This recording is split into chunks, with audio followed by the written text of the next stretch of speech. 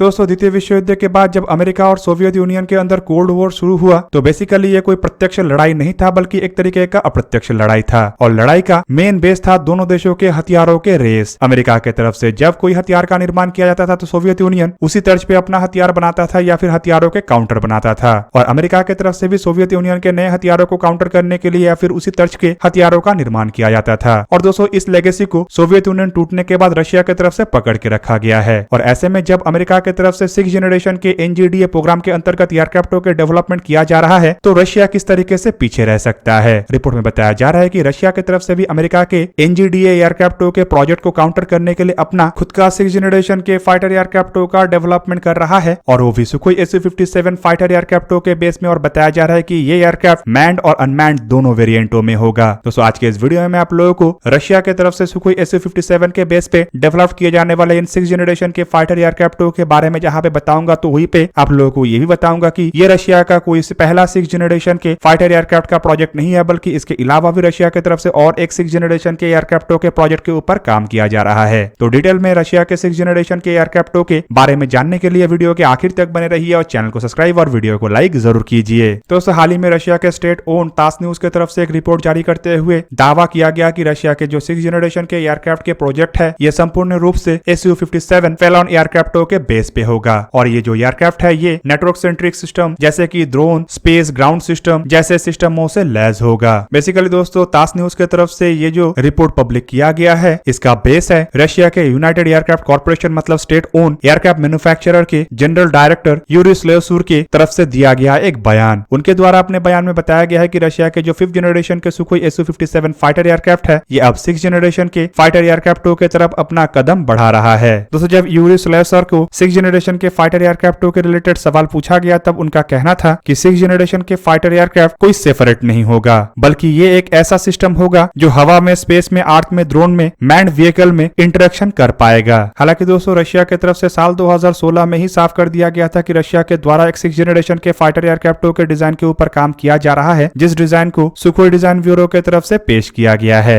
और उस दरमियान रशिया के एयरफोर्स के चीफ की तरफ से भी बयान देते हुए बताया गया था कि रशिया के नेक्स्ट 6th जनरेशन के फाइटर एयरक्राफ्ट मैन्ड और अनमैन्ड दोनों वेरिएंटों में होगा। इवन दोस्तों तब ये भी कहा गया था कि रशिया के जो इंजीनियर्स और डिजाइनर है उनके तरफ से 6th जनरेशन के एयरक्राफ्टों के प्रोटोटाइप वेरिएंट के रूप में सुखोई Su-57 जिसे कि PAK-FAV कहा जाता है उसी का ही इस्तेमाल किया जा रहा है। और यहाँ पे एयरक्राफ्टों में flight navigation system, advance electronic warfare और रडार सिस्टम जैसे इक्विपमेंटों का टेस्ट हो रहा है। इवन इसके अलावा रशिया के जो concern radio electronic technology division है उनके भी वरिष्ठ अधिकारियों की तरफ से बताया गया था कि उनके द्वारा एक पर्टिकुलर हार्डवेयर एलिमेंट जिसे कि 6th जनरेशन के फाइटर एयरक्राफ्टों में फिट किया जाएगा उसका डेवलपमेंट किया जा रहा है और इसे यूनिफाइड इलेक्ट्रॉनिक वॉरफेयर सिस्टम कहा गया। दोस्तों यहाँ पे आपके जानकारी के लिए बता दूं कि एक ऐसे सिस्टम है जिसमें radar, electronic warfare system, data transmission system और कम्युनिकेशन सिस्टमों के सम्मिलन भी कहा जा सकता है। और ये एक तरीके से नेविगेशन सिस्टम और आइडेंटिफिकेशन फ्रेंड एंड फ्रो मतलब IFF ट्रांसपॉन्डर के रूप में भी इस्तेमाल हो सकेगा। और दोस्तों उस दरमियान ये भी साफ किया गया था कि रशिया के जो 6th जनरेशन के फाइटर एयरक्राफ्ट है ये अमेरिका के NGDA मतलब नेक्स्ट जनरेशन एयर डोमिनेंस के ही टर्च पे होगा। और बताया ये भी गया था कि अमेरिका जिस तरीके से अपने एयरक्राफ्टों में सिस्टम्स ऑफ सिस्टम को अप्लाई करना चाहता है मतलब आधुनिक से आधुनिक सिस्टमों का इस्तेमाल करना चाहता है एयरक्राफ्टों को मैन्ड अनमैन्ड कॉन्फ़िगरेशन के साथ साथ नेक्स्ट जनरेशन के नेटवर्क टेक्नोलॉजी से लैस करना चाहता है। रशिया भी उसी तर्ज पे ही अपने नेक्स्ट जनरेशन के मतलब 6th जनरेशन के एयरक्राफ्टों का डेवलपमेंट करेगा। हालांकि अमेरिका के NGDA एयरक्राफ्टों को लेके भी खबर आया था कि असल में अमेरिका के ये जो NGDA प्रोग्राम है ये 2-वे टेक्नोलॉजी ट्रांसफर है मतलब F-22 और NGDA के अंतर ट्रांसफर ऑफ टेक्नोलॉजी हो रहा है मतलब F-22 के कई सारे टेक्नोलॉजी को उन्नत करके NGDA में इस्तेमाल किया जाएगा। अमेरिका की तरफ से जब अपने NGDA प्रोग्राम का शुरुआत किया गया था तब यह भी जानकारी दिया गया था कि F-22 एयरक्राफ्टों को NGDA एयरक्राफ्टों के इक्विपमेंटों के टेस्ट प्लेटफॉर्म के रूप में इस्तेमाल किया जाएगा। हालांकि इसके बाद इन इक्विपमेंटों को NGDA प्रोग्राम में इस्तेमाल किया जाएगा जबकि बाद में यह भी खबर आया कि ये खाली एक तरफा नहीं होगा बल्कि NGDA प्लेटफॉर्म के लिए जिन इक्विपमेंटों का डेवलपमेंट किया जाएगा उन्हें F-22 एयरक्राफ्टों के भी कैपेबिलिटी को वृद्धि करने के लिए मतलब F-22 एयरक्राफ्टों को अपग्रेड करने के लिए इस्तेमाल किया जाएगा। और दोस्तों इसी टेक्निक का इस्तेमाल अब रशिया की तरफ से भी अपने सुखोई Su-57 एयरक्राफ्टों के साथ किया जाना है। बताया जा रहा है कि रशिया की तरफ से भी लगातार अपने सुखोई Su-57 एयरक्राफ्टों के ताकत को बढ़ाने के काम किया जा रहा है और लगातार इसके इक्विपमेंटों को एनहांस किया जा रहा है। हाल ही में रशिया की तरफ से सुखोई Su-57 फाइटर एयरक्राफ्टों के कैपेबिलिटी को बढ़ाते हुए इसमें stealth killer air to air missile को लगाया गया है और अब सुखोई Su-57 रिपोर्ट के मुताबिक मुताबिक स्टेल्थ एयरक्राफ्ट को भी निशाना बना सकता है। रिपोर्ट के मुताबिक यह स्टेल्थ किलर मिसाइल असल में R-77 मिसाइलों के ही सीरीज के एक मिसाइल है जिसे संपूर्ण रूप से आधुनिक किया गया है और यही सुखोई Su-57 एयरक्राफ्ट के primary small to medium range के मिसाइल होगा।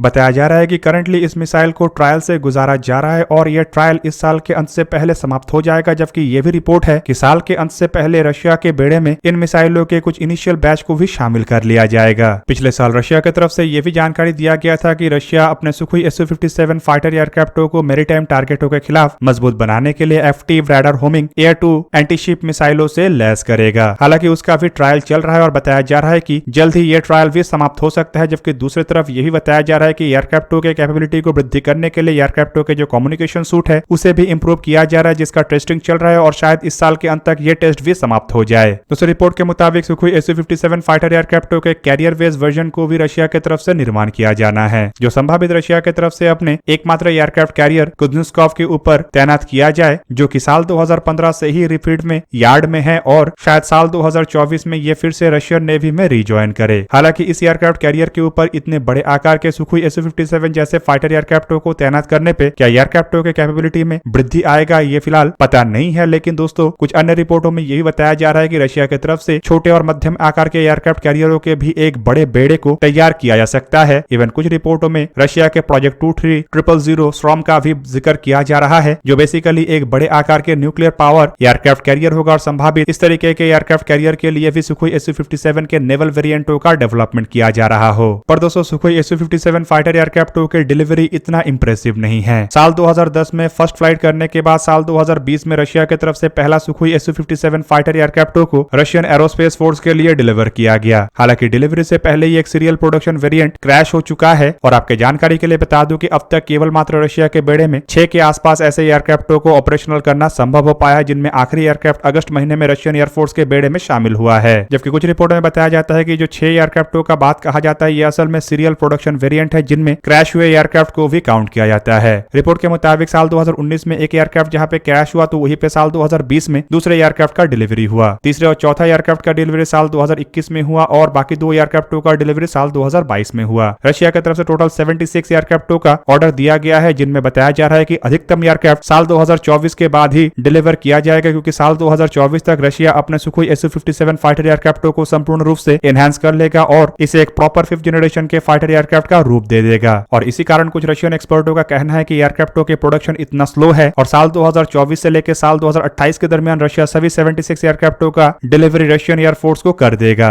हालांकि दोस्तों इन रिपोर्टों को अगर देखा जाए तो बताया जा रहा है कि साल 2020 से लेकर साल 2022 मतलब 4 साल के दरमियान जहां पे केवल मात्र 22 एयरक्राफ्टों का प्रोडक्शन होगा, तो वहीं पे साल 2024 से लेकर साल 2028 मतलब अगले 4 साल के अंदर 54 बाकी एयरक्राफ्टों का प्रोडक्शन होगा। मतलब रशिया के पास फिलहाल प्रोडक्शन कैपेबिलिटी तो है। रशिया इन एयरक्राफ्टों को कुछ नए फीचरों से लैस करना चाहता है, जिनमें बताया जा रहा है कि नया active electronical scan array radar से शुरू करके नया थ्रस्ट वेक्टरिंग नोजल वाले 5th जनरेशन के इंजन भी शामिल होगा। हालांकि यह भी बताया जा रहा है कि रशिया के पास सालाना 12 से 14 एयरक्राफ्टों को फिलहाल प्रोड्यूस करने का क्षमता है, लेकिन उसका फुल यूटिलाइजेशन रशिया इन्हीं कारणों की वजह से नहीं कर रहा है। तो फिलहाल इन एयरक्राफ्टों में AL-41 FM-1 after burning turbofan इंजनों का इस्तेमाल हो रहा है और रिपोर्ट के मुताबिक ये जो इंजन है ये सुखोई 35 एयरक्राफ्टों के इंजन के बेस पे एनहांस करके बनाया गया है, लेकिन रशिया इसमें नेक्स्ट जनरेशन के इंजन मतलब सैटर्न इजरायलिया 30 इंजनों का इस्तेमाल करना चाहता है। AL-41 FM-1 इंजन असल में 5th जनरेशन के आवश्यकताओं को पूरा नहीं कर सकता और इसके जो थ्रस्ट टू वेट रेशियो या फ्यूल एफिशिएंसी है ये उतना अधिक नहीं है। ये एयरक्राफ्ट 14,500 किलोग्राम के थ्रस्ट को जनरेट कर सकता है और इसका वजन भी करीब करीब 1,450 किलोग्राम के आसपास है। नेक्स्ट जनरेशन इजरायलिया इंजन रिपोर्ट में बताया जा रहा है कि इससे और 2 टन अधिक थ्रस्ट जनरेट कर सकेगा, मतलब करीब करीब 16,500 टन के थ्रस्ट जनरेट करने में सक्षम होगा और इन इंजनों के साथ पहला सुखोई Su-57 साल 2025 तक तैयार हो जाएगा। हालांकि रशिया इनिशियल बैच में निर्माण किए गए सुखोई Su-57 के वेरिएंटों में भी बाद में इन्हीं इंजनों का इस्तेमाल करेगा और पुराने इंजनों को संपूर्ण रूप से रिप्लेस कर देगा। पर दोस्तों वही पे सवाल ये भी बना हुआ है कि जिस रशिया की तरफ से अब तक सुखोई Su-57 को एक प्रॉपर 5th जनरेशन के फाइटर एयरक्राफ्ट के रूप में परिवर्तित करना संभव नहीं हो पाया, कैसे 5th जनरेशन के सुखोई Su-57 के ही बेस पे 6th जनरेशन के एयरक्राफ्टों को निर्माण करने का बात कह रहा है। हालांकि दोस्तों ये कोई पहला रिपोर्ट नहीं है, बल्कि इससे पहले भी दावा किया गया कि रशिया की तरफ से 6th जनरेशन के फाइटर एयरक्राफ्ट के रूप में MiG-41 एयरक्राफ्टों का डेवलपमेंट किया जा रहा है, जो एक हाइपरसोनिक इंटरसेप्टर एयरक्राफ्ट होगा और इसका इस्तेमाल करके रशिया अपने बेड़े के MiG-31 इंटरसेप्टर एयरक्राफ्टों को रिप्लेस करेगा। तो दोस्तों ये था आज का वीडियो। तो अगर आपको वीडियो अच्छा लगा तो लाइक कीजिए और मेरे चैनल को सब्सक्राइब कीजिए और साथ में बना हुआ बेल आइकन को भी प्रेस कर दीजिए ताकि आप मेरा वीडियो देख पाए सबसे पहले। जय हिंद।